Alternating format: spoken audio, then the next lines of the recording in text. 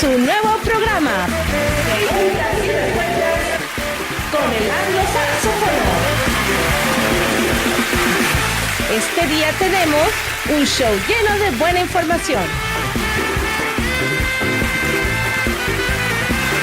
Ya está el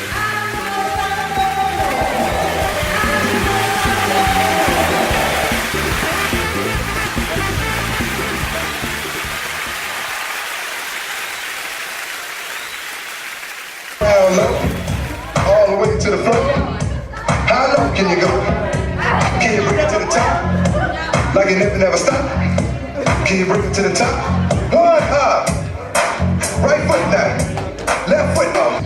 Chop chop, real smooth. Okay, we are in Denver, Colorado, and I am interviewing a young lady. What is your name?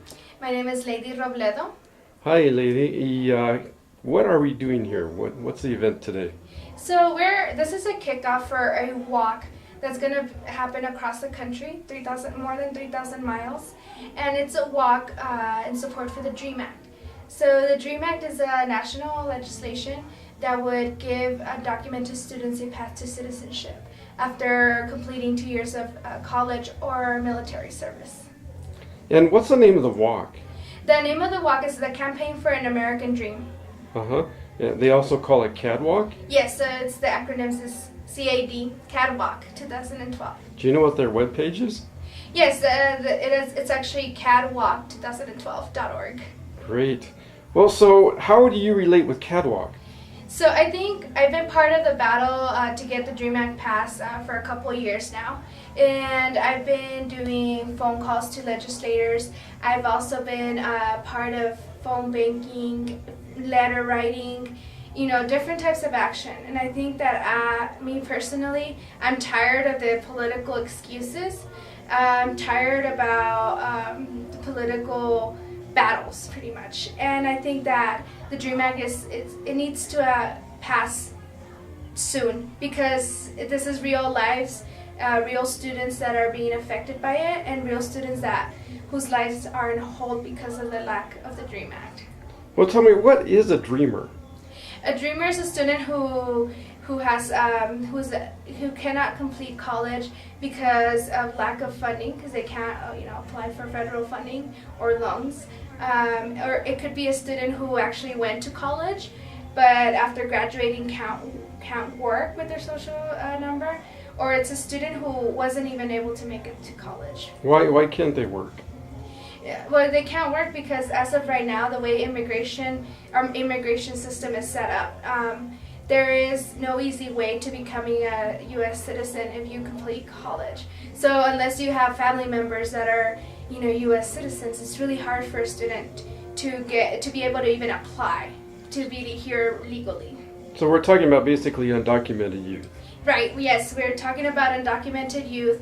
The DREAM Act does require a student to have entered the country before the age of 15. Why should an undocumented youth have a right to go to college? So I've grown up with these people, with students that are in this situation. I went to elementary, middle school, high school with them. They're my next door neighbors, and they've been here most of their lives. Most of these students don't know their country of birth, and they're really they're almost U.S. citizens, besides the fact that they don't have that social security number. They go to the same store I go to, pay the same taxes that I go to. And our education system has already invested all this money in these students, right, from kindergarten to high school. So if we deport these students, then what happens? Do they compete against us in another country? Well, yeah, that can happen. Definitely, that's what, one of the things is there's a lot of industries where we're lacking talent.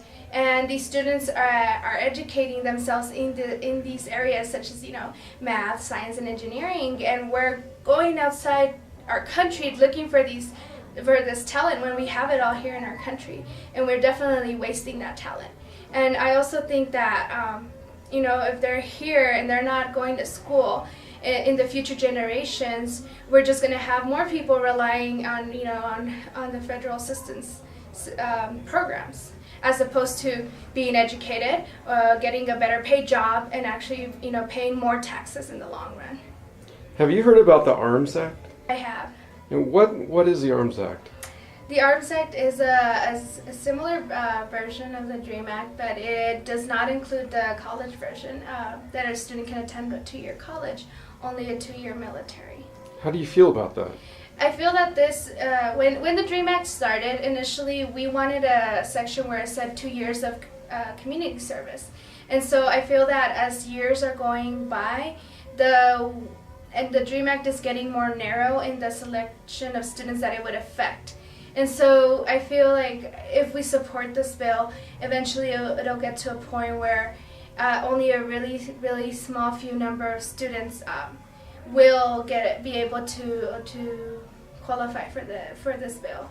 And I also think that we should be giving more opportunities, because we don't just want students who are who have skills in military background. We also want students in our communities working as doctors, as teachers, as nurses, the things that really give our community power and more money.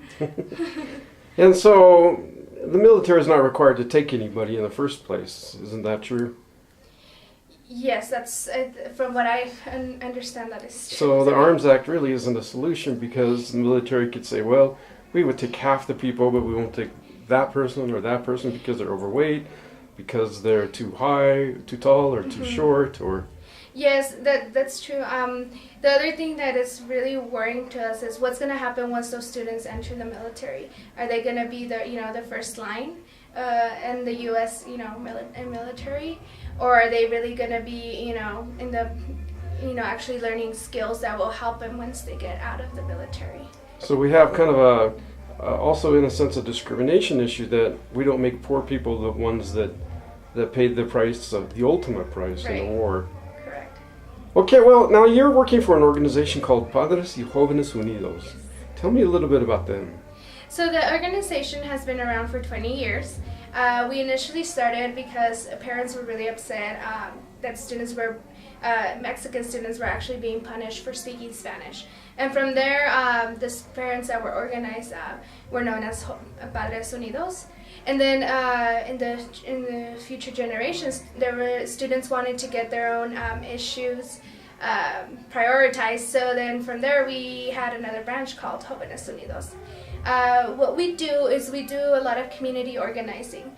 We look for the root cause of our issues and tackle them through organizing people power. So my understanding is you've been in high schools, for example, working towards fair treatment for undocumented youth and for Latino youth, that they don't get thrown out of school for minor crimes or minor problems. Correct. Right now we're working on a campaign to minimize the criminalization of youth of color within schools and the contact that they have with the police departments. Wow.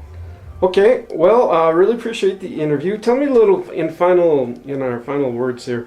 When is CAD going to be here? They're coming to Colorado, I understand. Yes, so they're going to be coming into Colorado in the month of June. They're going to take a couple weeks to cross Colorado. They're going to be here for our 20th year anniversary celebration. They're going to be our guests, our special guests. And they're going to be here. We're going to be walking from them from a couple cities down into Denver and a couple cities outside of Denver. So we're going to be joining the march, and we're really supportive and we're really excited. We're also going to be having partnering up to have actions in Grand Junction and Colorado Springs when they come into Colorado. Wow, how exciting. What date will they be here? They will be here in the month of June. Would you have an exact date? I know that they will be here in Denver by June 1st. They might be in Grand Junction the weekend before that. And June 1st is the date of your anniversary? Yes. Great. It's a Friday. And who's invited? Everybody's invited. For more information, you guys can visit padresunidos.org. And we have our tickets online. If there are businesses that would like to sponsor us, we'd be more than happy to take those sponsorships. Great. I just have one final question, and this one is a tough one. I presume by the way you're talking that you are documented, that you are a citizen.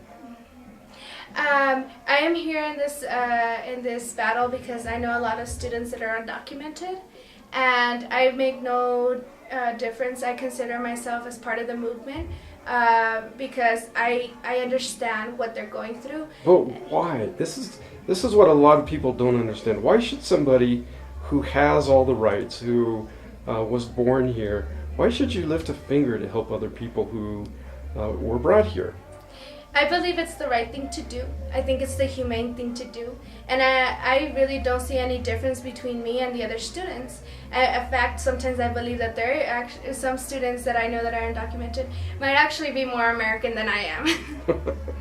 Well, that's a very good answer. What would you suggest people do who maybe feel the same way you do, that have been sitting at home and they're really not sure what to do? Or maybe they're undocumented and they feel very isolated. Mm-hmm. What should they do? So one of the most important things is get educated on the subject. A lot of the reasons why people have doubts is because they don't understand, or they're afraid of understanding the problem or the root cause of the problem. I think that students who are undocumented should come out of the shadows and and speak up and not be afraid anymore. We definitely welcome them to our organization because what we want to do is build unity. Because when you're united, it doesn't matter if you're undocumented or not, because we're one body. If you cut the veins, what color does it bleed? Red. For all of us. It does. How do they get in touch with Padres y Jovenes? Again, you can visit our website, padresunidos.org. Or you can call us, but I don't have the number right now with me. Okay, so padresunidos.org. Yes. Okay, well, you're very dynamic, and I really appreciate the interview. And my name is Tim Paynter. I'm with Un Dia Sin Fronteras. Turn it up. To the left. Take it back now, y'all. What up this time? This time.